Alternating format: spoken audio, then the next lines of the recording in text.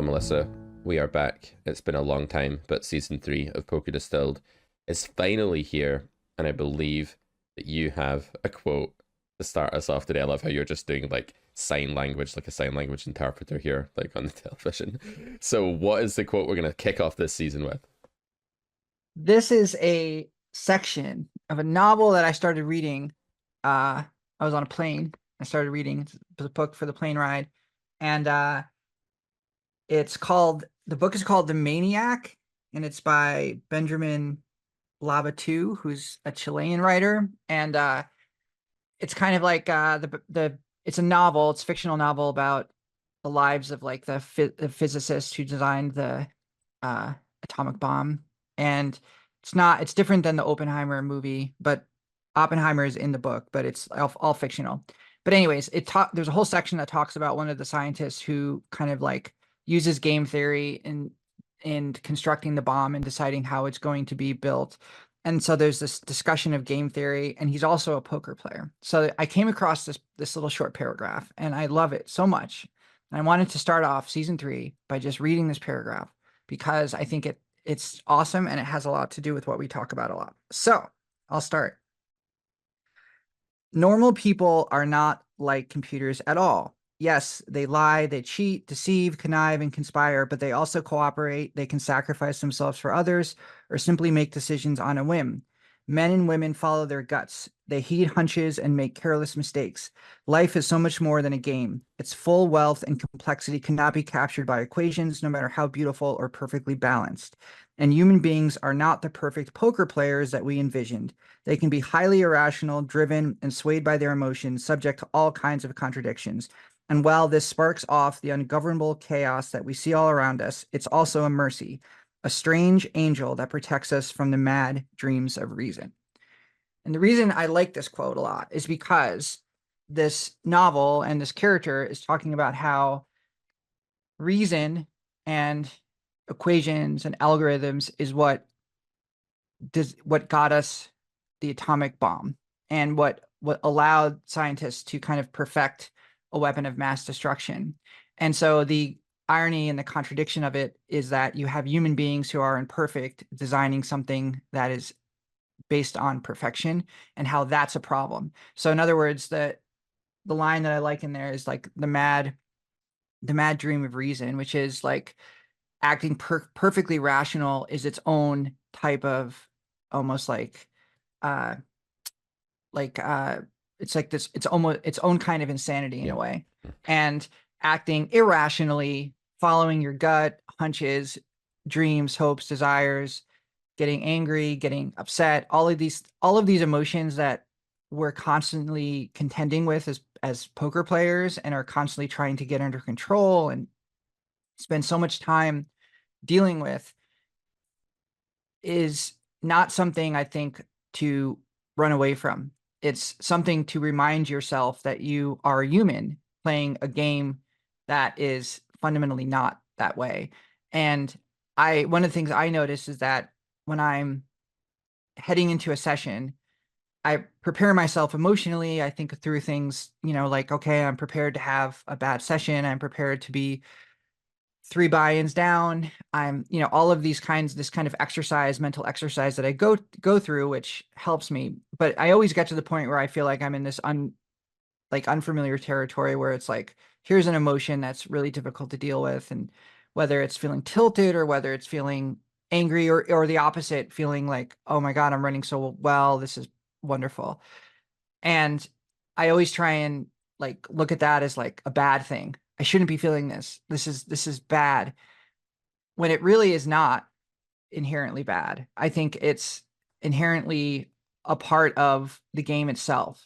In other words, the game is not just the equation, the solver, the algorithm, what the game theory tells us it is. It's how we play it, and we're a part of that, and we're imperfect, which makes it worth playing, if that makes sense.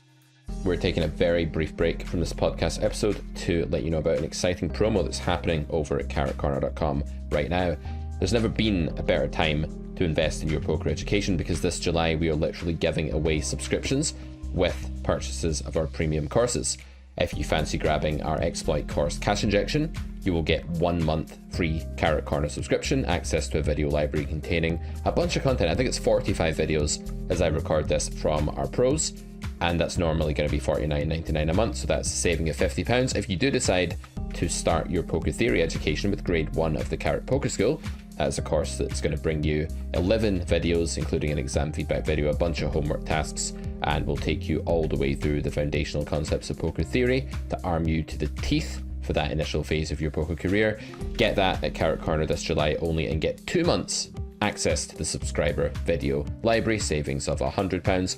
And finally, if you do decide to take the plunge and get the full scholarship, that's our entire Carrot Poker School package, grades 1, 2, 3, and E, 43 videos in total. Then you can get 6 months subscription absolutely free. That's a saving of £300. July is the best month to invest in your poker education at Carrot Corner. Now let's get back to this episode, The Poker Distilled. Yeah, I absolutely love that. I love the part about the mad dreams of reason. And I love the idea that like this completely perfect rational thing that had absolutely no emotion in it was capable of wiping out like all of humanity. It's wild. The mad dreams of reason reminded me of like the GTO rabbit hole and the obsessive pursuit to play your own range in a certain way, to be an architect of a perfectly created building, whereby that perfection is arbitrary in terms of true EV, because it doesn't actually, you're not actually using analysis of your opponent's range, what that is, what their tendencies are going to be, how they're going to play certain parts of their range, you know, the stuff that actually contributes to the EV of your options and thereby your choice in picking the best option. You're not thinking about any of that when you're lost in the rabbit hole of pure range construction. So like the mad dreams of reason, it is insanity. When I talk with a student for the first time, and this happened yesterday, I always have like a poor recent student to use as like the subject for our kind of chats. But very, very often these days, more so than a few years ago and way more than like 10 years ago, I get a very archetypal sort of chap through the door for coaching. Usually it's a guy, usually they're male, usually they are between 24 and 29 years old. They're like relatively young and they're really smart. And this guy had started playing poker at 13. He had made a living sort of while at school, paid for college, paid off student debt by being a poker player at the age of 13. Now he's like, I don't know, did I get his exact age? I'm guessing he's like 26, but I could be wrong. So 13 years ago from now is like 2011. And back then, Pile Solver didn't really exist yet. We were all still hand reading. We were playing the game as humans against humans. There were some vague dogmatic theoretical things, but they were too vague to ever approach perfection. I think there's an idea that like the more vague something is, the more incompatible it is with rational perfection or the mad dreams of reason, right? The atomic bomb, the science is down to a fucking decimal. Like it's exact. I don't know anything about building atomic bombs naturally, but I'd imagine it requires a lot of precision and numbers and calculations in physics. And back in those days in 2011, when this kid was like somehow using his dad's credit card to play poker or whatever he did, he was playing as a human against human and he was honing all of these skills, right? So fast forward 13 years and this guy sat across the internet from me, webcam to webcam. We're chatting poker. It's our first coaching session. And he's stuck. He's like, man, I came back to the game after university, after like working a job for a while. I want to get back into it seriously. I was good when I was younger. I made a good amount of money, but I'm just stuck. I'm just not able to like win anymore. And I don't know if the games have just got really tough or if everyone's just playing really well now. And then we got into a few spots and I'm kind of like, okay, what's your thought process like for bluffing this river? The spot was something like the student had opened against a recreational player, like clearly a recreational player, had c-bet the flop and overbet the turn, and then we got one of these like bricky, nothing changed rivers, and this is 25NL online, right? So it's not like you're playing 2-5 live and people are running scared money like you would run into in the casino, and there might be a lot of fold equity there. This is a spot where you're going to get snapped pretty often. It's going to be an underfolded node, right? Because the fish is already filtered on turn by calling an overbet and is now probably Mhm. underfolding the river. Like in that pool, Mhm. 25 NL soft pool, we would expect underfolding to happen in that situation based on mass data and based on just like rational psychology. All of the vague, imperfect human data tells you that that spot's going to be underfolded. But when I asked him, like, is this a good bluff spot? Because he was like, man, I don't know if I'm bluffing enough. I don't know if I'm bluffing the right spots. Can we talk about bluffing today? I was like, sure. So I was like, well, should we follow through the river here? And his first thoughts were things like, well, you can get to the river with a lot of top pair, a lot of second pair, some misdraws. I unblock some of his main misdraws. I have the kickers to block some of his top pair. This looks like a good candidate. It seems okay to bluff, but I don't really know. And I was like, okay, so all of that analysis led you to the conclusion that you don't really know, but it seems okay. Now let's frame this in a different light. You, a formerly professional poker player, Mhm. are playing against a recreational fish that doesn't know what he's doing. You know? What was your analogy again, Melissa, for like what it feels like to play against just a bunch of wrecks? Did you say it's like a creative writing contest against illiterate people? I think that's what you Yeah, said that's before what. we. Yeah. It's like you're entering a creative writing contest against people who don't know how to read and write. This was in the middle of your gigantic egotistical rant before we started recording Poker Distilled, of course. Right. Naturally. Yep. Yeah. So this kid is like very, very, very good compared to his opponent, like at poker. He has the potential to be very, very, very good. But because of the mad dreams of reason, he has limited himself to what are only like, I want to say swings, meaning gains of EV, that are maybe like 2% pot. Like the fact that you have a king blocker in your hand and you remove a few combos of king queen in this spot, or that you unblock a certain suit. In the solver, that's going to preside over like 2 to 3% of the pot, right? That's the swing we're talking about here. So by going to that, those mad dreams of reason as his thought process, he's limited himself to only wielding thoughts that can yield an observed gain of a few percent pot. And I just said, okay, well, what are people doing here? Like, who is villain? He's like, I don't know. I don't have any reads. I was like, well, villain is short stacked and had weird, goofy sizing pre-flop. So, or I don't know if it was that hand, but we knew villain was a recreational. So who is villain? He's like, okay, he's a recreational player. I'm like, right. How? I said to him, imagine there are hundreds of recreational players standing in a parking lot. We'd call it a car park, but I'm helping you out here, Americanizing this for you. Thank you. And at the moment when you bet the turn, you overbet the pot on the turn, the ones who call you, who want to call there, light up green, a la Pio Solver's call color. Fucking nerd. And the ones who want to fold light up blue as the fold color goes. Now, what are the people like who light up green? What's their nature? How are they different to the people who light up blue? He says, well, they're a bit more sticky, they're gambly, they're maybe on tilt, they like investing money. Okay, and what are the blue people like? Well, they're more risk averse, they're scared money, they're nitty, they're like try hards that don't want to get stacked, stuff like that. I'm like, okay, so on the river, when you've already overbet the pot on the turn, who's there? Who's still standing in that parking lot? He says, well, it's a lot of the green coloured recreational players, the ones that lit up the call color on the turn. So what are they like? Well, okay, they're pretty sticky. Okay, and what's happened to this board texture? Nothing changed. Now, I hate nothing changed. If a student says to me, while explaining theory, nothing changed, therefore blah, blah, blah, I will say no. What changed is the action sequence on the turn didn't exist on the flop. Villain's range is different. Right. Your range is different. Everything changed. Everything changed. Yeah. But Yeah. from the fish's point of view, nothing changed. That's the important part. That's the human versus human part. So how good is Right. bluffing the river? Oh, it's really bad. Yeah.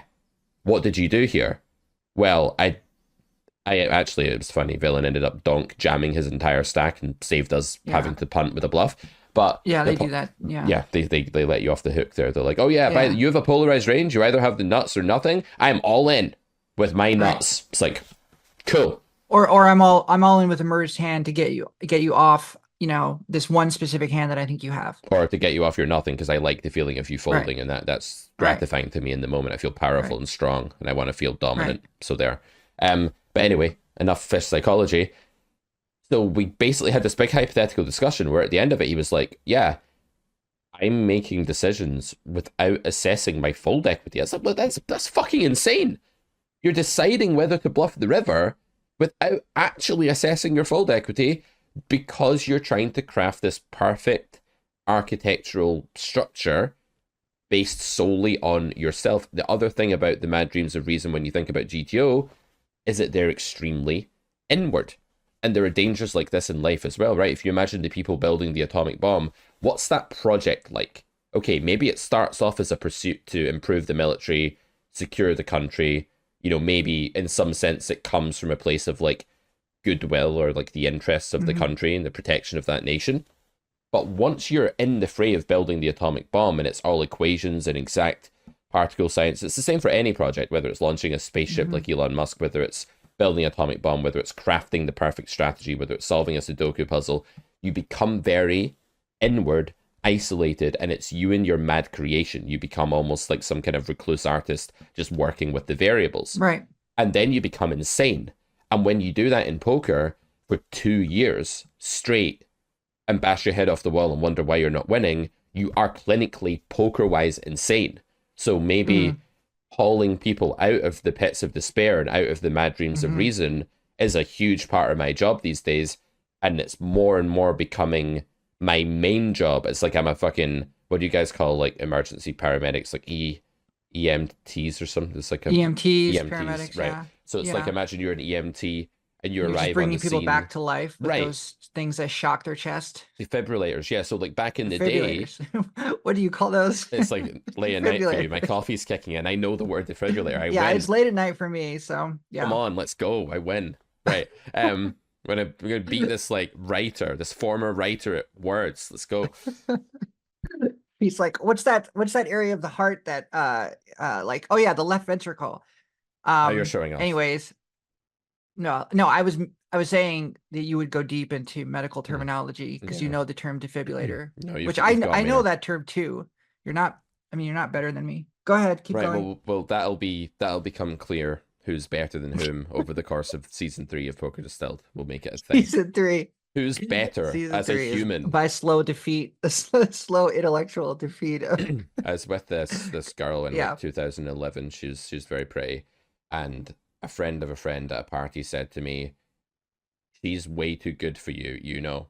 And I Yeah. replied, "You can't just objectively rank people." And she said, "Well, that's true, but like she is." So I still remember this, and that's what we're gonna do. We're gonna objectively Yeah. rank ourselves and each other and compete for just superior human in this season of Poker That's Distilled. good. Yeah, it'll be a fight to the psychological death. Exactly. So just to finish Um, this point really quickly, Go ahead. my Yeah. job used to be the EMT turning up to like one type of medical condition, and now there's been Mhm. like some plague, and my job is like purely curing the bubonic plague, right? The bubonic plague here being the metaphor for the It's mad the dreams of fentanyl reason, for the the fentanyl solver. crisis. Right, exactly, for Yeah. the solver insanity. That's all I Yeah. deal with now when I work with a 20 something dude, and it's a fucking epidemic, and it's almost Yeah. sad that they need to be like, that they've spent years in this madness. Yeah. Yeah. There's well, there was a movie that came out, but it's based on a novel called No Country for Old Men, and it's by Cormac McCarthy, another one of my favorite writers, recently passed away. But one of the characters in that is this like cold psychopath, and like he just goes like the whole movie and throughout in the novel too, like he just goes around like he works for a drug cartel and he just goes around killing people like in cold blood. But before he kills them, he like always says these really like philosophical, like he has these like philosophical soliloquies where he just like basically makes people feel terrible before he kills them. But one of the things he says to one of the characters before he kills him is, "You spent your whole life following rules, but what good is the rule if the rule made you end up here?" Yeah, Right? And then he kills him. yeah. And so the idea is like you're a losing player based on you following a series of rules. What good are the rules?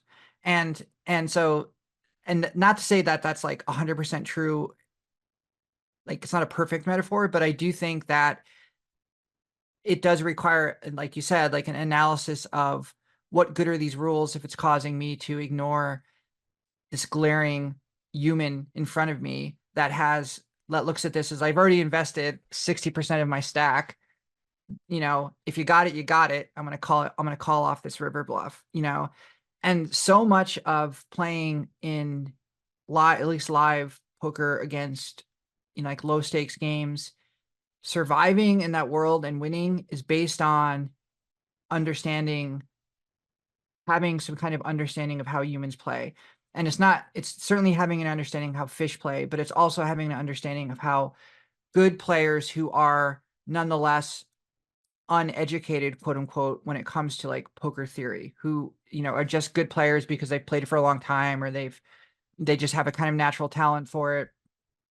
And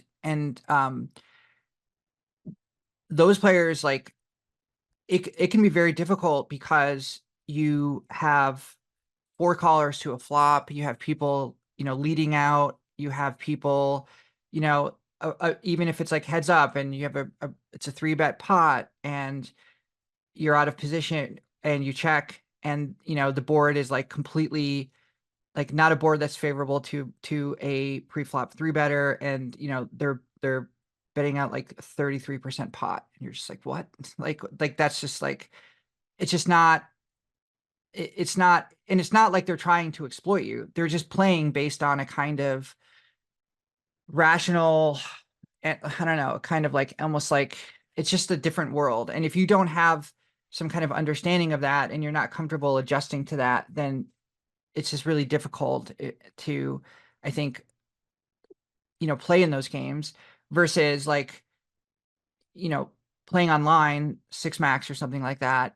It's totally different. And I don't know, I just have so much experience with, I was looking at my graph and I'm actually close to my 500th live session. That's been like 3 years or so. Mm-hmm. And I'm like, wow, like, okay, I've played 500 live sessions of poker. And this is really since I started playing seriously. And so I have some hours for sure. And I have gained a lot of just basic understanding of like what certain plays mean, that totally outside of theory, just basic plays, what they mean, how people play. Yeah. Someone leading out, betting pot is top pair. Just is, some exceptions. It's it's a flush draw. But for the most part, that's what it is. And you could wrestle with it all you want. You could try and convince yourself that that's not what it is. You can try and make yourself play optimally against it in whatever way. And sometimes it may work, but the reality is that a lot of times it just is what it is. Yeah. We've talked about a lot of spots on this podcast about, that are just completely underbluffed. And these spots suck to get in. And I think a real key to maintaining any kind of win rate live is having a discipline to understand when you're in those super shitty spots that is theoretically terrible. That is like, again, getting beat in a creative writing contest by someone that doesn't know how to read. And all of a sudden they've like written a Shakespeare poem or something. It's like, you're just like, fuck, what the fuck happened? But that's where you are. And coming to that understanding and not fighting it is so difficult. And I struggle with it almost every session because it always happens. And I'm just like, always in the spots where I'm like, what the fuck are they doing? Like, this is so bad. But I have to fold, or I have to adjust in a way that is so awkward and uncomfortable and takes me out of my comfort zone. But it is what it is. And that's poker. And like, that's the other thing too. I had this conversation with my friend the other day. It's like, so much of what we quote unquote complain about as players that study theory is poker.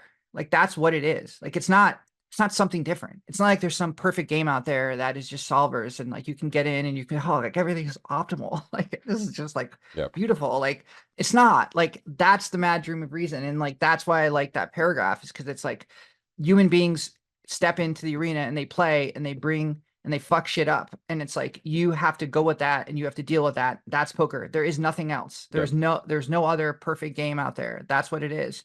And bitching and moaning because someone put you in a weird spot or because someone's playing suboptimally is fine because it's a human reaction, but it's not like there's some other world out there. There's no other room in the house. Like, you're in the room. That's it. Yeah. Absolutely. It's like this almost desperation for you to get to play the thing that you've studied. It's like I spent all my time in this GTO realm talking with other like smart GTO players, learning the theory of this game.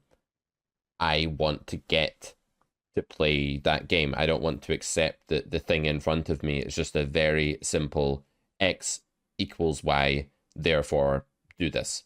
So when you're in that spot and the guy leads out for pot on King 7-4 Rainbow after you've opened the cutoff and they've called in the straddle, Mm, and you're like, the straddle doesn't get to lead here for pot. This is ridiculous. Like, I'm sat here with pocket tens, and in mhm, GTO, I'm probably supposed to call because my pair is like, right. the gut shots that villain has don't have overcards to my tens. I unblock the main bluff leads in this spot. I have a fairly robust hand. It's marginally winning to peel a pot size donk if you could set that up in GTO. With tens, maybe. So I'm gonna call tens, or maybe just like I'm belligerently gonna call tens because I don't want to bring myself to fold in this spot because of the psychological fallout of that. And I think there's two things that you can Right. do there to combat that.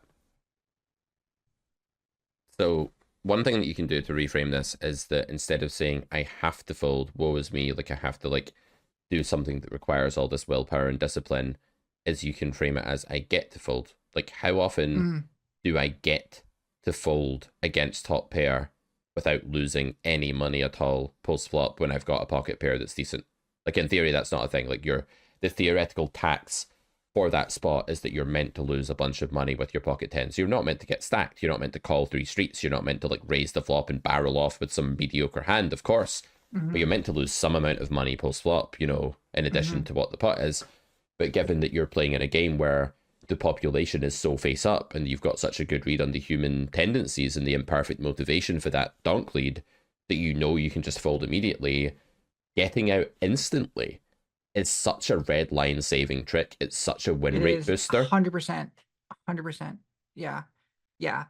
Sorry, I didn't mean to No, interrupt. that's great. I Yeah. just think that that's so true. I mean, it's what I've discovered. I have the data to prove it, my own data, Yep. like what I have in my graphs, because it's like that has that was such a leak when I first started learning GTO, and I was so over the moon on it, and I felt so high on and almighty on this knowledge I had, and I felt it was like discovering this new tool, and all of that is fine, and it is true. It is a new tool. It is a tool, but it doesn't matter if the tool you have is not appropriate for the job in front of you. Yep. And I just lost so much, so many pots and so many spots where I felt like, oh, I could rush home and run the sim and I'd be totally justified. Right. It's like, so what? So what? It doesn't matter. And like you could go and look at the sim and maybe you'll be justified. And for your own edification, fine, that's great. And I do that. And that's always interesting the morning after or whatever to like when you're reviewing a session. Yep. But at the end of the day, it's not what wins you money. And the and I'm not saying like, oh, you have to be like 100% exploitative all the time. I don't think that's right either. But I'm saying that that part of understanding these kinds of like population tendencies, these kinds of like it's almost like folk music. It's like true. It's like the music of the people. It's Hmm. like the Yeah. language of the people, you know? Yep. And I think I have this tendency all the time. I have a very big ego when I play, and I spend a lot of time studying, and so I feel there's a part of me subconsciously and consciously that feels I should be rewarded for that study, like going into a test and being like, I got an A because I spent more time studying than all the other students. Yep. And that's like this inner child in me that still is like the overachiever. Hmm. And poker will like continually just like kick that in the face. And you you'll lose until you realize that. And I think that's and you'll also tax yourself emotionally, and you'll put yourself through hell because you'll be like, who are these absolute, you know, terrible players that I'm playing with, and da da da. And the reality is like you're the problem. Hmm. You're not like it's not them, it's you. And you're the one that is bringing the, the wrong tools to the game in front of you. You're playing a different game than the game in front of you. And I think a really important part is of any strategies, understanding first of all what game are we playing here. And I think in live poker, I mean, this is not news to people, but like there's a big difference between, your 1-2, 2-5-ish, and like 5-10. I think that's like that gap is real and it exists. And it's not to say it's the truth everywhere, but for the most part, there's going to be a big difference to how many players go to the flop, all of those kinds of things that you just get in 1-2, 2-5 are just kind of like washed away Mhm. at the higher stakes. And you can start getting into situations that resemble, I think, theory a little closer. But that's not to say that's the truth always. There's always exceptions. And sometimes you don't want that. Sometimes you want people in the game that are whales. And, we talked about that too. But ultimately, I think understanding like what's the game I'm playing, like not poker, not 1-2 or 2-5. That's way too broad. You have to get like much more specific than that. Like, what is the game I'm playing? Who am I playing against? What are the personalities here? What are the kinds of tendencies that are being exhibited here? Is this, are these tendencies consistent with the pool? And if they are, what does that mean? Or are there kind of idiosyncratic personalities here that are acting in ways that are completely outside the norm?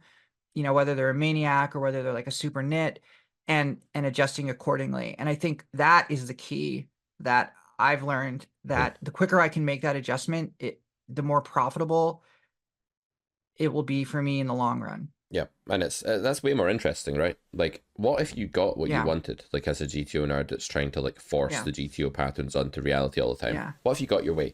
What if you were playing the game that you looked at in the solver? What would that be like? That would be fucking awful. That would be so Awful. bad. You would literally have no edge in any spot whatsoever. You would have to be so precise just to survive, just to break even. And the amount of volatility in a game with 6 solvers is absolutely insane. The only reason that you, Melissa, are able to like go to that card room and win very consistently in the game that you're playing is that you have a massive edge, right? You have a massive win rate. You have like, you know what to do in spots, you know what people's strategies are, and you know how to counter it through experience, as you say.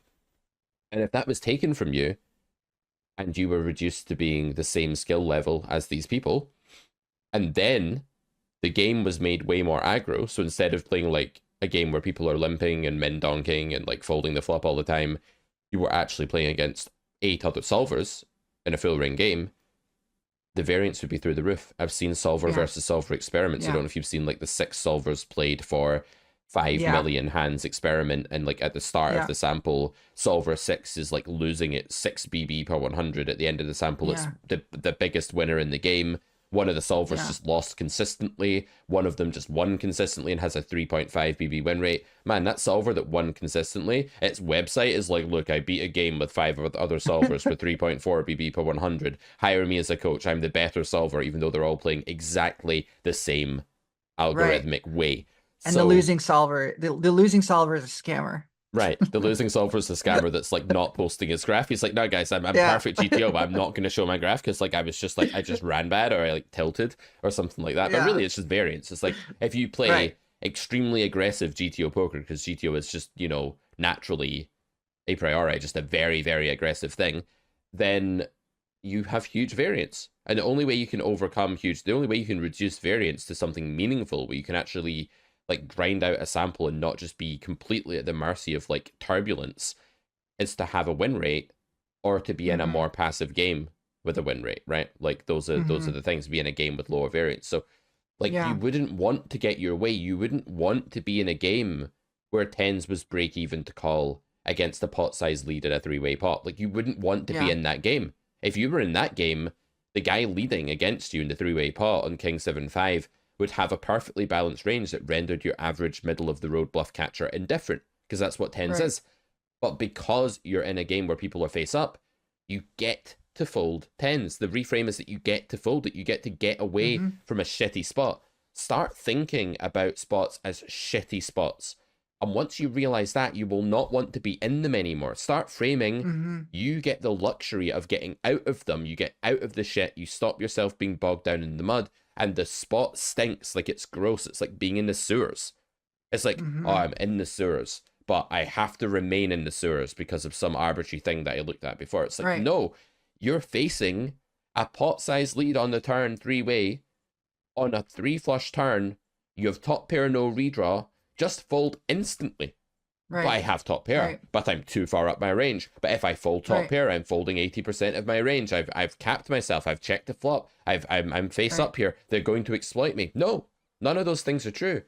You just Right. lose money if you remain in a shitty spot for longer. So like, I had a YouTube video that came out a few months ago now, or a few weeks ago, maybe it was, maybe a month ago.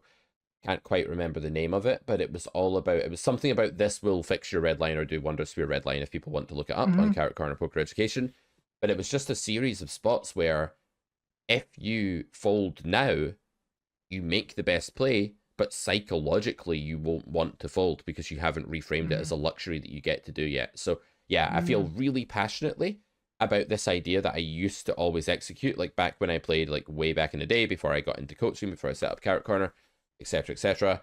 I would just fold instantly in spots that I deemed to be not worthy of me hanging around, and I wouldn't care what anyone thought of me. I wouldn't be like, oh no, I'm overfolding my range. I'm ruining the structure of the, the Sagrada Familia that I'm building up in my head, like of my range. I would just be like, I'm fucking out of here because I know this is a bullshit spot that is going to slowly leech my money over the long term.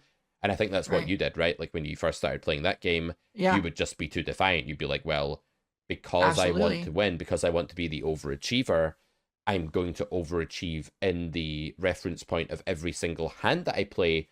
But actually, what does the overachiever do? What does the straight A student do? What does that girl that's like smarter and works harder than all the other kids and outscores them in every test do? What does that girl do that like picks up the test as the teacher hands it out and knows she's getting an A? What does she do? She just folds as soon as possible. Like literally right at the start. As soon as the spot becomes notably shitty and underbluffed, just folds immediately. That's the straight A student move. That's the like SWAT of the class move, is to like fold in a spot where the other kids are like, oh my god, she's like so disciplined and such a hard worker and such an overperformer that she just folded right away. That's what you do. Right. And so like a couple things is that the first thing is when you kind of move into, when you're in that like exploitative territory, it's also tough because if you lose a pot, or you make a play on, based on an exploit, and it goes bad, it's very difficult not to blame yourself and not to turn that around as like, oh my God, what was I doing? I strayed too far from theory. I got out over my skis. Theory is like, the boat, and it's like you drifted too far, and, and you got, lost a leg to a shark or something. I don't know. But the point is that there is this attachment that I have, and I think maybe other players will feel similar, is that theory is like this like anchor, whatever, this like, it's like home, right? And you can always go there and feel safe to a certain degree, and you can always feel justified. And at the end of the day, even if you get stacked, if you have like, you lose 4 buy-ins or 5 buy-ins or 10 buy-ins, you can go home and be like, well, at least I played theoretically sound. There's that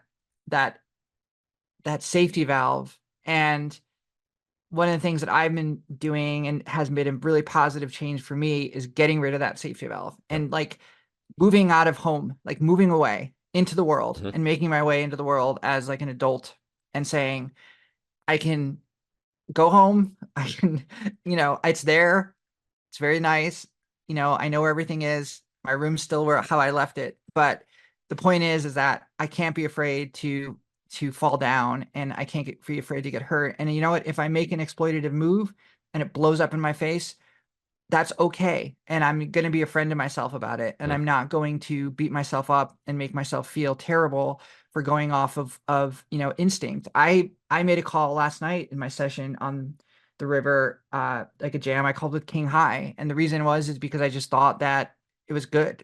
And I felt like, based on the pre-flop action, based on the pre and post flop action, and also based on the player type, I just felt that his range was drowning in these middling, suited connectors, 5, 6, 6, 7, 7, 8, that were just not connecting. And so I called him with King High, and I was wrong. but he had a boat. But the reality is that I was like, I remember thinking to myself, that sucked because I lost a lot of chips. Mhm. But as I was like leaving and I kind of had some time to like mull it over in my head, I was like, that's fine. At the time, like I thought through it. I knew what my equity was. I had an understanding of like where I was at, and I just made the decision. Yeah. And that's okay. And being able to kind of experiment like that, or not experiment, but be able to take a risk like that and not have it destroy you and not have it threaten your GTO foundation and not have to rush home and put it into solver Yep. is really freeing. And I think it's a sign of maturity. Absolutely. Because I think the trap is, I'm going to make an exploitative play. I'm going to be brave. I'm going to do this because I feel like it's right based on the villain's range. Oh no, it didn't work. Then you allow yourself to get absolutely reprimanded by your theoretical brain. That's like, of course you Yeah. shouldn't have done that. It's anti-theoretical, but it's like, hold on a minute.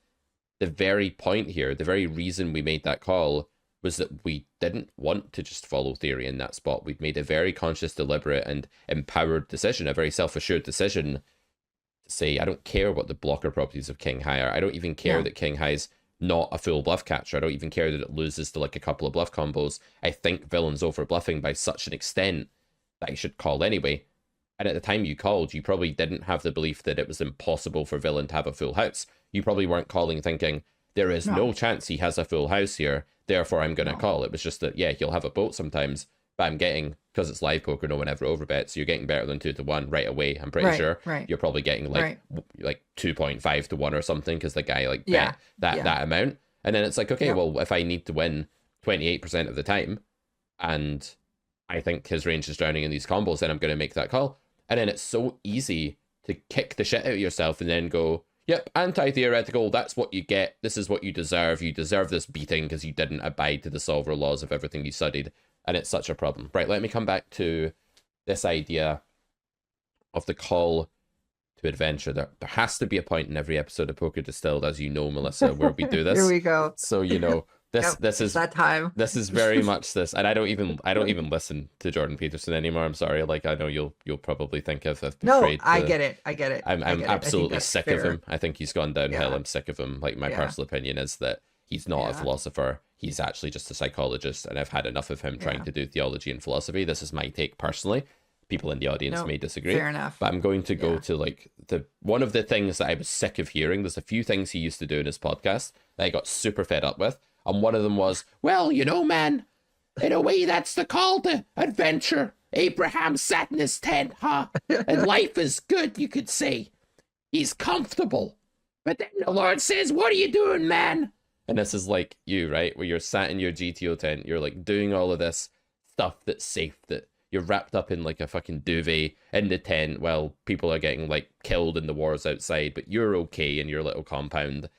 And then there's the call to adventure. There's this, well, if you don't go out there and subject yourself to all of that risk, you will basically never you will never be the butterfly emerging out of the cocoon, right? You will always Right. just be the cocoon. You will always just be like that. I'm thinking about that Pokemon called Kakuna that was just basically this miserable looking pod that couldn't move. It was just immobile. And its only skill was harden. Harden meaning Yeah. armor goes up, doesn't do anything, takes less damage the next time, then maybe it will eventually like release some poison dust or something like that and win the battle. It's like a really sad, miserable Pokemon. And I feel like people are Kakuna. Only the millennials will know what the hell I'm talking about here because there's all these new gen Pokemon that exist Yeah. now. And you're just there in your pod.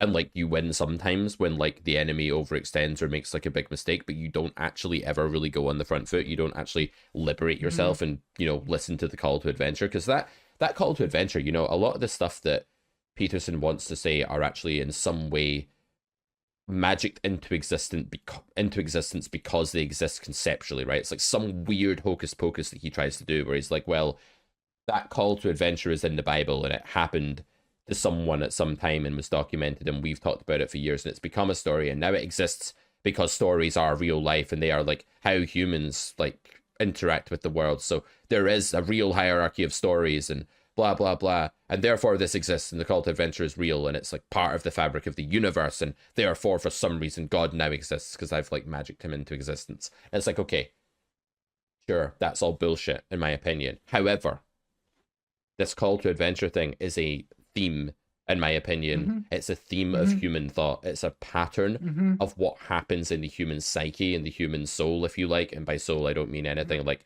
extrinsic to reality. I'm talking about like a combination of patterns of thoughts and emotions when I say so, like something like that. But it's something that happens in that part of ourselves where we're like, okay, it's so easy to remain in the confines of life and to not take a plunge and to not do something, to not set up a business, to not go out and look for your soulmate or find another half that you want to marry, to not apply for that job, to not do that university degree that you wanted to do, to stay in your current job, to keep playing GTO, whatever it may be. There's always this like, I'd rather not leave the house today. I'd rather not get out of bed. I'd rather not do that. And for the poker player, because poker is a game that's fraught with turbulence and ups and downs and variance and risk and all of that, I think that call to adventure is even easier to suppress because it's almost like we are adventuring in some sense every time we play poker. We know there's going to be tons of ups and downs that are out with our control. And the human mind only has a certain amount of capacity to deal with adventure. So because the very act of playing poker is adventure in and of itself, the call to leave safe structures within the game feel like further adventure. They feel like overkill. They feel like too much. They feel like willpower depletion, ego depletion, and we want to avoid them. We're already paying the tax of extreme adventure just by playing poker, so we don't want to take that next meta step of adventure and actually leave our safe fabric of GTO beliefs and stuff that we've studied. But when we do, we fold the tens instantly. We avoid the shitty spot. We find an extra couple of big blinds. It's like, okay, the small blind limped. I have this concept I'm going to talk about in my newsletter this week, Pete's Weekly. Do subscribe to my newsletter and Carrot Corner, guys. You will get my thoughts to you written in a little essay type thing, a little rant every Thursday. Sign up. You also get access to a free video called The Beginner's Blueprint. Go to Carrot Corner, scroll to the bottom of the page, join our newsletter. We don't hit you with like a bunch of bullshit. We tell you about some courses sometimes, but we also give you like loads of good free strategy and mental game and, you know, poker meta advice all the time. But I've got this one I'm writing this week that's called Squeezing the Lemon, right? And squeezing the lemon is like getting every last bit of juice out of the fruit. And it's about not settling for just like, oh, there's a little squeeze. I got my lemon juice into my cup. I'm going to drink my lemon juice. It's like, wait, there's still like a bunch of juice left in that fruit that you didn't get out. And that could be something as simple as the small blind limped and I'm the big blind, or the big blind, you know, limped and I'm the straddle.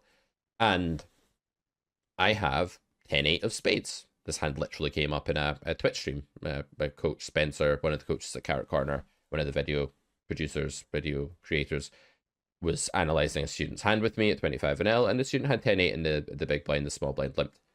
And the student made it 3.8 big blinds, right? And Spencer said something like, this guy's like, or someone said in the chat, this guy's applying for Reg of the Year by making it 3.8 big blinds. He's like being that like precise with the sizing. It's like silly, right? It's like overkill precision. It's like, what are you doing? You're trying to build the bloody church of your range again, right? The architecture of your range. Why not go 5x? Like, we know this is a really winning spot to raise in, right? We know as a community that recreational players who limp their small blind into our big blind are overfolding the flop. They're under 3-betting pre. They're under check raising the flop. They're playing very meekly and passively. And it is one of these, you know, taking candy from a baby spots. It really is. It feels like you're fighting a 3-year-old when you play big blind versus small blind limp. And it's like, okay, well, what if we added the big blind to the race size? What if we added a full big blind? That's a lot of money in the long term, right? This spot happens 100 times. That's a stack that you're adding to your sizing, right? Over 100 hands. So it must matter in the long term, even if it's not obvious to you that it matters right now. So, well, what's the downside? Well, the downside is if you get 3-bet or check raised on the flop, you lose more money with like what's kind of a weak-ish hand. But that's the very thing that we've just said isn't happening. That's the very thing that makes us want to raise 10-8 offsuit, let alone 10-8 suited.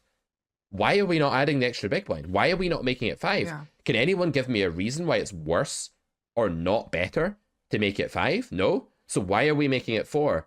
Because we're in our tent and we don't want to consider the call to adventure in every hand. What if the call to adventure happens to us every time we play a pot, and it just depends how much we've turned up the volume, whether we hear it or not? Well, if it's always there, but we only hear it when we've attuned our ears to like a very specific frequency. When we're in that A game, it's like, I'm playing my A-star game because you listened to the call to adventure. That's all it is. You just turned the frequency, you turned a dial, you're operating on the right wavelength now to hear it.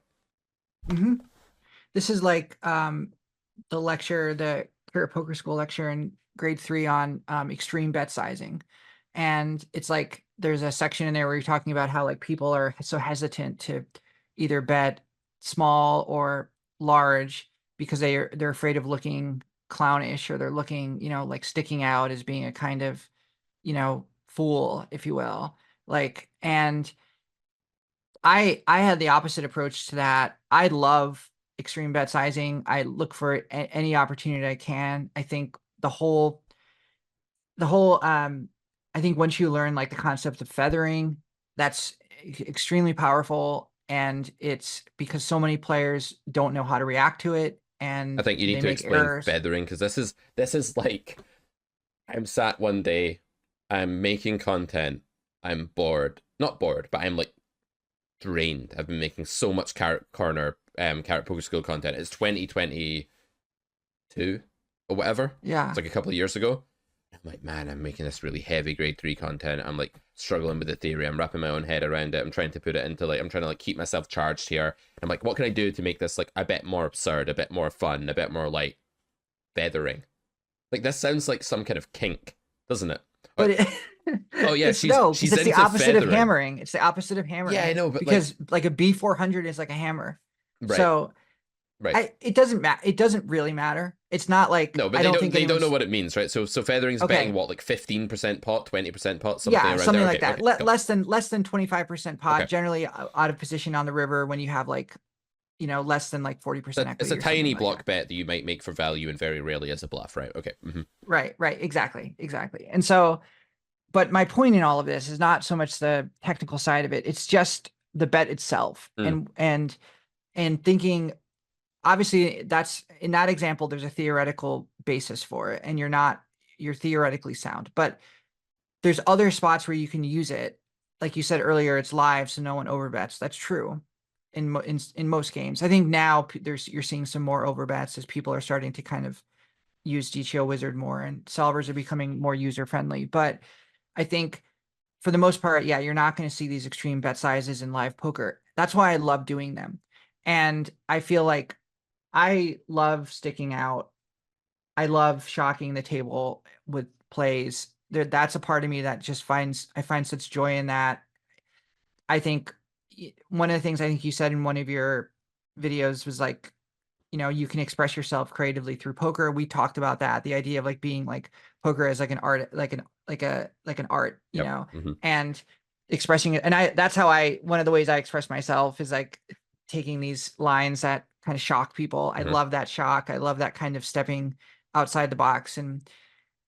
But one of the things that what you were just saying reminded me of, and this, to get it away from Peterson, maybe in season 3, we can move to another philosopher, or psychologist, or to a philosopher. But it reminded me of, do you know Slavoj Žižek?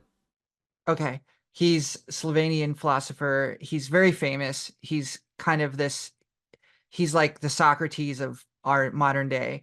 And he's on YouTube. He has a million videos on YouTube, but he has this shirt that he wears when he does public speaking and lectures, and it says, "I prefer not to."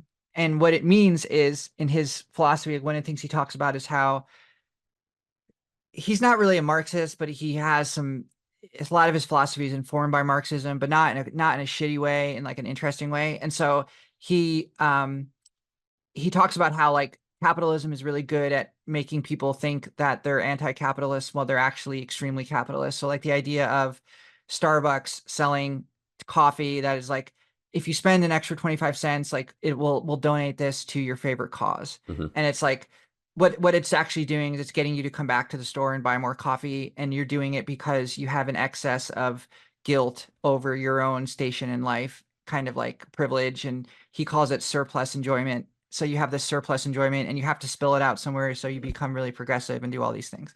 So, but what's interesting is his shirt that says, "I prefer not to," is he talks about how making a conscious choice to step out of that system, to remove yourself from that kind of hamster wheel of whether it's consumerism, whether it's mindless capitalism, whether it's wanting to kind of show off to the world how empathetic you are and how caring you are about the less privileged.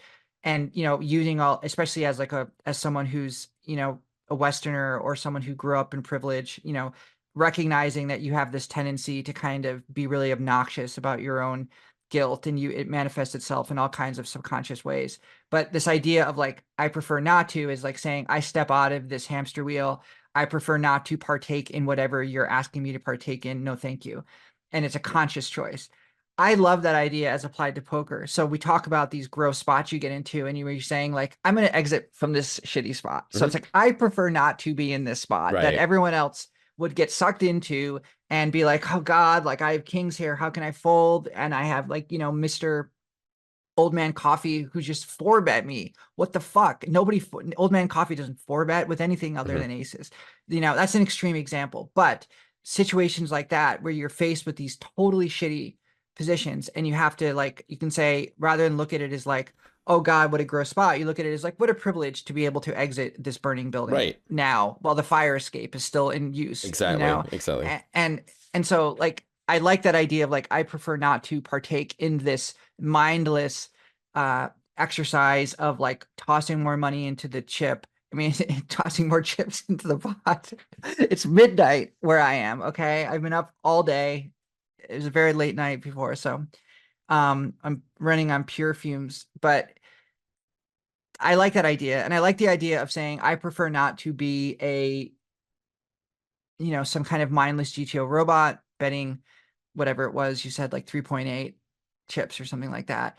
And to me, that's really freeing and really fun. And it also informs my whole philosophy about life in a lot of other ways. Yep, absolutely. It's like this leak is a psychological leak of, I'm going to play well by doing the thing that I decided when I was studying. When I was my clear-headed, objective studying self, I chose 3.8 as my plan. And if I stick to the plan that I concocted when I was not under time pressure or financial pressure or variance pressure, I will be okay. So when we go 3.8, it's like, that's what we're trying to do. We're trying to claw onto that structure. Another example that came up the other day was I was playing a hand. I started filming this content for some premium content that's going to come out in Carrot Corner. It's like me four-tabling and talking. I've never done like extensive four-tabling and talking before, but I thought I'd bring this content. So I've started making this. It's also going to be used for shorts that are going to come out on the YouTube channel from one of our editors. So that's all very cool. And I was playing one of the first sessions of the four-tabling with the new overlay and all of that, like feeling like, oh, this is a nice overlay. This feels great. It's got like diamonds on it. And I was in the zone. I was like playing poker, and I got into the spot where I defended something like 6-7 suited against like a fish that opened the hijack or something like that. The flop went check, check, and I made like one of these terrible gutters.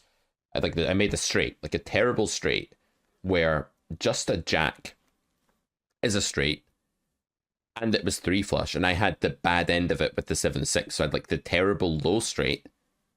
Any jack makes a straight for my opponent, and there's also a flush possible. But because flop's gone check, check, and because I was in like a call to adventure kind of mode, I was like, well, hang on, what is actually my equity here? Like, is it really the case that just because GTO would never dream of betting here, and just because most humans don't use sizing like feathering, that don't use like 15% pot or 20% pot, is it really the case that I can't just bet 15 or 20% pot twice here? Like, yeah, my equity is like 60 something percent. It's not like that high. But if the river bricks off and isn't 4 flush or something like that, or doesn't pair the board, is it not the case that I'll be able to just value bet twice small? And is that not better than checking? Like, what happens if I check? It's like, okay, I've checked to some passive fish that limped and then, or like opened and then checked back the flop. Am I hoping they start bluffing me? And I can bluff catch my terrible straight on this 4 straight, 3 flush board? Is that what I want to happen? No. Then why would I check? Why would I usually check when I'm not playing my A game, when I'm not following the call to adventure? Because I'm scared of being different. Because if I get thrown out the tribe, I die in the wilderness, I get eaten by a bear. Like, that's not very good for me. I don't get to pass on my genetics that way. I can't have kids if I do that. So that's why the reason that most people miss small, like obnoxiously small, like rudely small looking value bets in spots where you can value bet something, but not big, is that they're afraid of dying in the wilderness and not having children. That sounds stupid, right? But it's probably what's happening. So In this one instance, because I was playing well, I was able to bet tiny on the turn, get called, then the river bricked off. I felt very good. I think I bet slightly bigger because I hadn't been raised on the turn. I still didn't bet that big because it's still very thin. And my opponent calls with 2 pair, and I'm like, okay, I'm getting all of the trumpets playing right now. I'm getting like the fucking marching procession, like, lauding my play as godlike because I won the hand. I'm getting that orchestra of praise. But even after that passed, I was able to say, oh, look, because I just had the balls to like fucking do something a little bit non-standard and go off the beaten track, I improved EV. And then I thought, how many times are my students like, how many times do they have a play like that available to them? And if they would only listen to the right frequency, if they would only like smash down the stupid cardboard, not even cardboard, it's like the flimsiest paper box, and just see what's really there, just tear that down a bit. Like, oh, it's telling me that I can only check. My toolkit here is check or B70. That's what I play here. That's what I play here. That's what my self-imposed prison is. It's like, I've locked myself in this fucking cell and I've put the key up on that shelf, but I've decided that I'm not the kind of person that reaches up onto shelves, so I can't actually get out of here. Right, That's a shame. If only it was in my psychological toolkit to just take that key off that shelf, but it's not. It's like literally this oppressive. And then it's like all you have to do is tear a little hole in the paper and then you'll see what's actually there. And the more you do that, the more fun poker is as well. Poker gets like really sad when you just self-impose prisons all over the place. And also too, I think so much of it is wanting to differentiate yourself from the herd of mindless, players that are just recreational or fish or whatever. Right, but some people don't want to do that. Sorry to interrupt, but some people actually hate that idea of differentiating themselves from the herd. You love it. I like it. Right. A lot of people hate it. So what do those people do? Right. But what I'm saying though is that it's like you play GTO in a way because you're like, this is the optimal way to play, and then if for instance, like, let's say you were to play, suddenly start introducing all these exploits into your game, playing exploitatively. There's a part of me, at least, not so much now, but when I first started straying, I would not say straying, but maybe deviating from GTO in these spots, I would start to think, well, what differentiates me from these fish that do all these crazy shit, and what differentiates you is that that you're deviating. Yep. And that there's another option that is not the best option in this situation because of A, B, and C and all these other reasons that are generating and supporting your exploit. But that there's a baseline theoretical reasoning that is underneath you and that is informing your decisions. And so you're not just like flailing along. And I think so much of like, maybe you can call it like growing as a player or whatever, like you have to go through the part where you like learn theory and you fall in love with it and you become kind of obsessed with it and you become that GTO nerd. There's nothing wrong with that, being that, by the way. I won't allow any derisive comments about GTO nerds on this podcast, especially from you, Pete.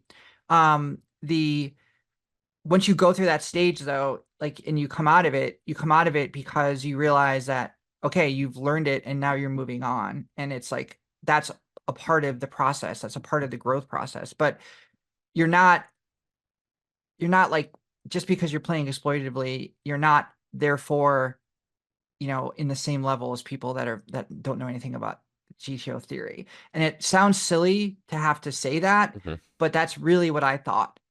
What differentiates me from the herd? Yep. That's all. Does that make sense? Makes perfect sense, yeah. Okay. Exactly. It's like everybody is playing, like, even when you try to play GTO, you're actually not, right? You're still nowhere near it. That's another thing that can really help in this respect. So it's like, what differentiates you from a winning player in the game you're playing from a losing player in that game?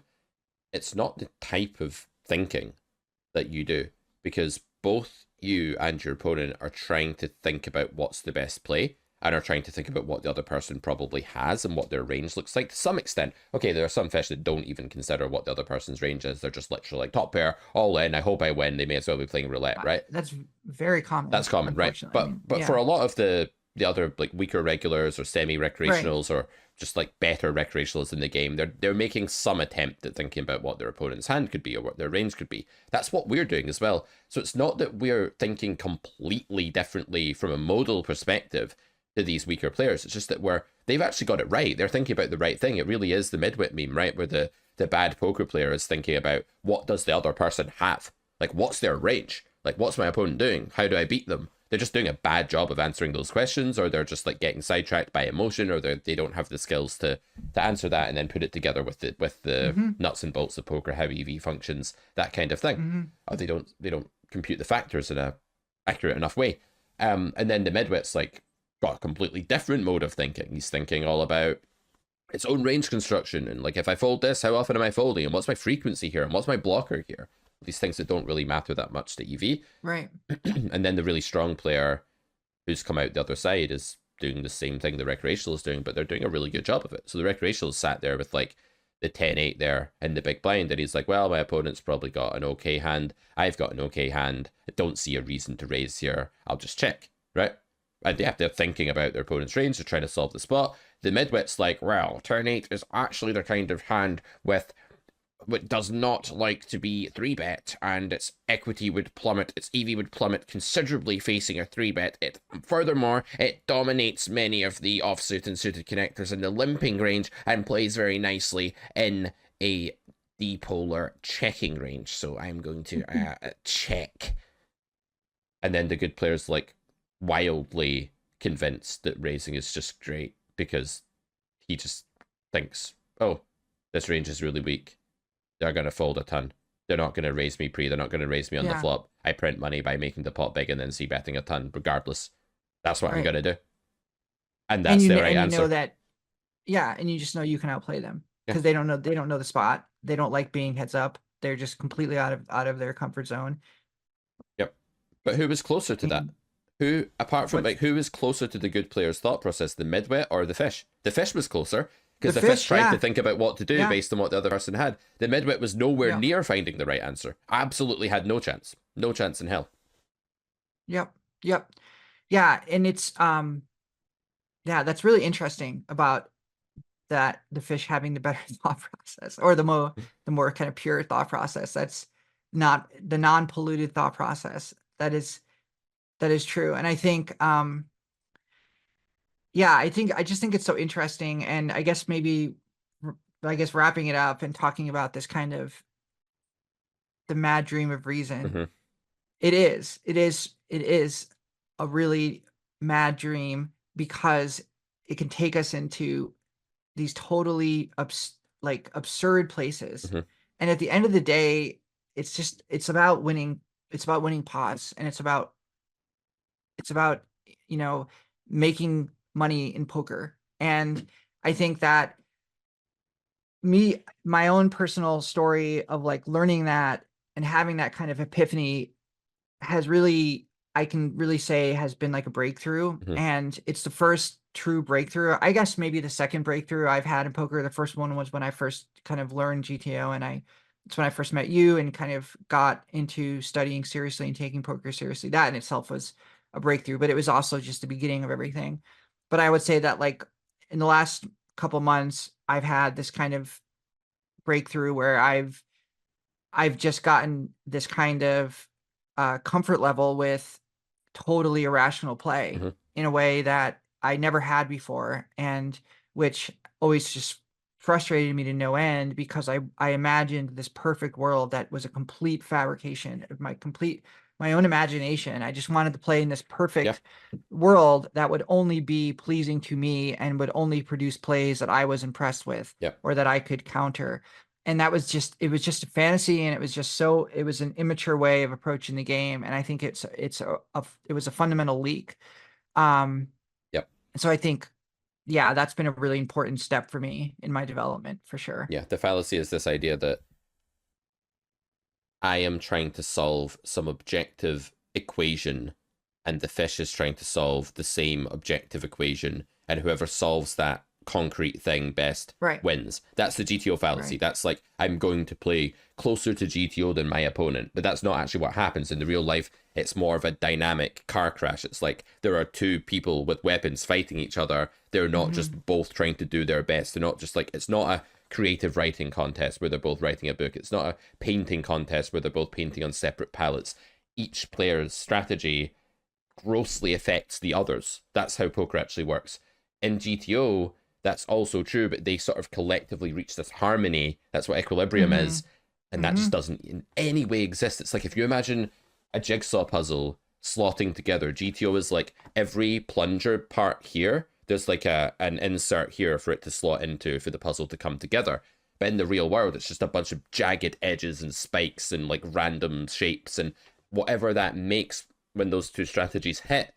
That's the sort of creative bedlam and the beauty of poker. And the way you get good Hmm. at poker is understanding how triangles function, how to squares fit into circular holes, like knowing that doesn't work, but then seeing the chaos that ensues when two strategies collide. So when the fish limps the Hmm. small blind and you're in the big blind with a 10-8, understanding that the strategy of mindlessly raising and betting the flop is an amazing strategy compared to the strategy Right. of checking, and you're only going to see that with some theoretical competence. And I think we've bashed the GTO sort of disciples, people who want to like copy GTO all the time, so hard here in this episode that I almost want to like dial it back a bit and say, Yeah, I think knowing so. Yeah. knowing poker theory, knowing the if, whys, buts, and hows of poker theory, knowing how different parts of ranges interact, how different hands interact, how equities interact, EVs, implied odds, fold equity, board texture, wetness, dryness, all of the stuff we cover in the Carrot Poker School and in any good theory course is amazing. It's just that it's teaching you the physics of the game. It's not telling you what to do in every spot. It's not a manual for what to do. It's not a map.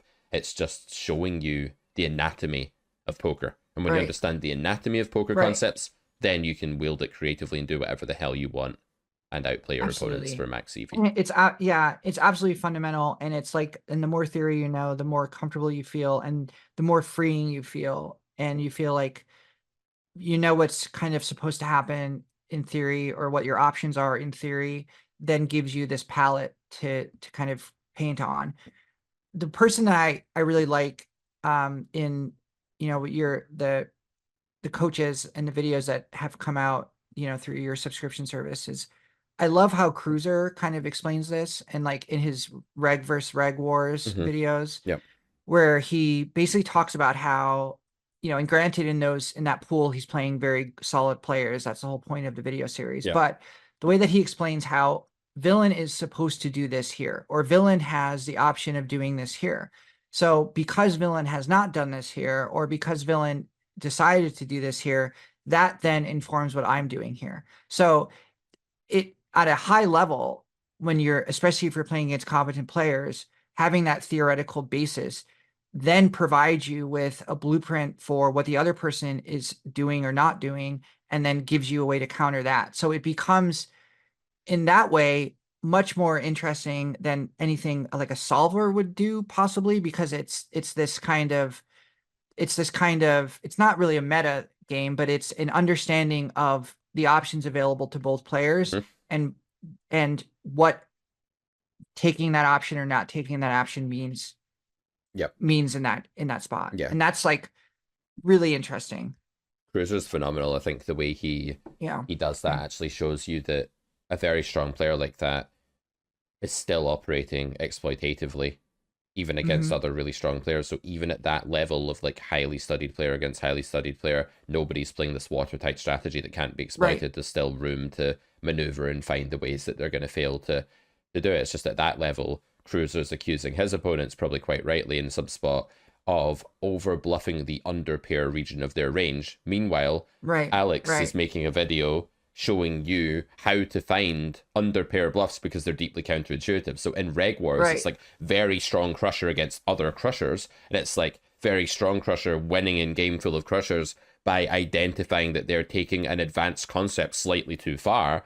Whereas like in a video like Alex's series, which is more like get good aggression into your game, aggress to impress, is all about look, here's stuff you're not doing because it's deeply counterintuitive. So it's just that the goalposts don't move. Like the what moves is just like the players on the pitch. Like you're still playing the same game. You're still like playing the I'm gonna identify like how to score a goal. It's just that based on where the opposition defense is, you've got to approach it differently. You've got to move the ball one way or another, to use like a soccer analogy here. So yeah, you're still playing the same game. It's still theory, anatomy of poker, and then exploits. It's just the stuff you accuse your opponents of doing wrong changes in different games, you know? So, okay, let's wrap it up there. I want to say to everyone, sorry it's been so long. Thank you so much for tuning in again to Poker Distilled. We hope to make this season the best one yet. And do go to Carrot Corner after this and get yourself signed up to that newsletter so you can get alerted when the podcast drops. I'll probably say in Pete's Weekly, the sort of little articles that I'm writing to you guys, what each podcast will be about. I'll link to it when it comes out on Spotify and stuff like that. And do get the Beginner's Blueprint for free on Carrot Corner as well. It's basically 10 points that you can really improve in your game. Initially, it's not for like total beginners, but you know, it's for like it's probably like grade 1 Carrot Poker School kind of level, maybe grade 1 and a bit. Definitely worth checking out that free video. Get on that email list. That's the only thing I want to plug really at the moment. And yeah, we'll see you back here next week for episode 2 of season 3. Anything you want to add, Melissa? Just that if you are interested, this is the first episode you're listening to, I guess our archive is 20 episodes. I guess we have 2 seasons. I think it's more than that. I think season is it more than 1 that? and 2 were like 15 to 20 episodes long, were they not? Oh, so we have more than that. Okay, so 40 episodes are out. Okay, yeah.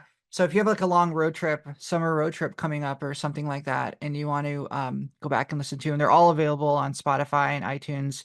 And we started off kind of this, I don't know, I think I know that there's been a lot of development for me, at least over the course of this podcast. And so it's been a really cool experience, and it continues to be.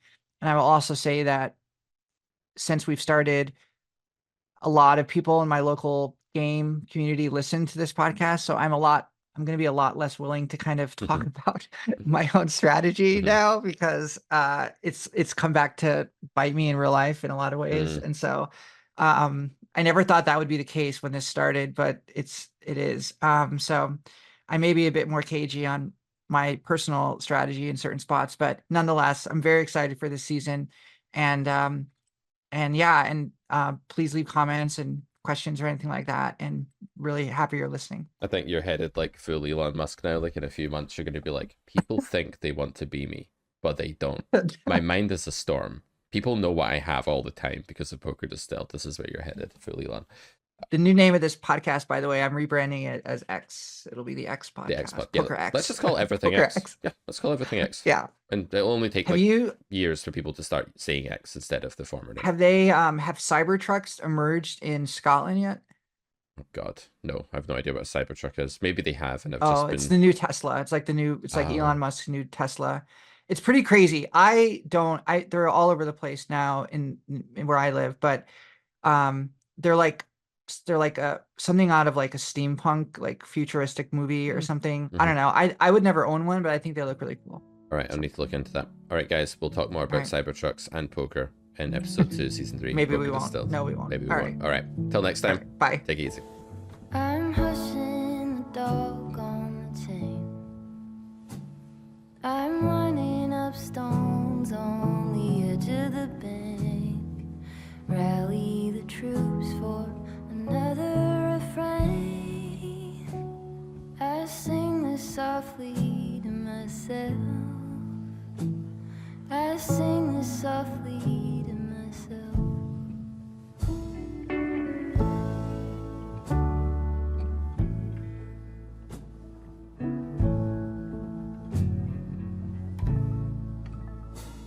I'm buried beneath the sand. There's no way to speak or reach out my hand. Watching the paper slowly unfold, bracing for news that I can't bear to hold, while I'm singing this song to myself. I sing this softly to myself. Tore up my jeans on the fence. This iron road I cannot bend, but my walking is lighter when I walk with a friend.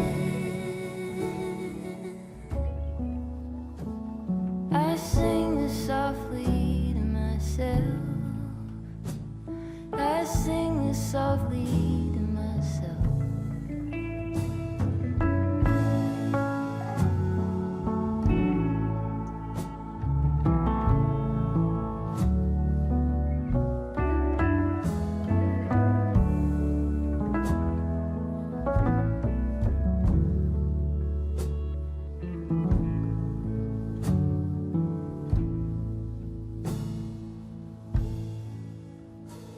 I'm waking up early again,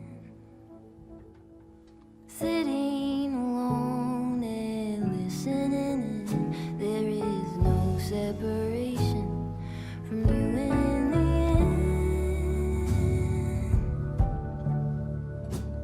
end. I sing this softly to myself. I sing this softly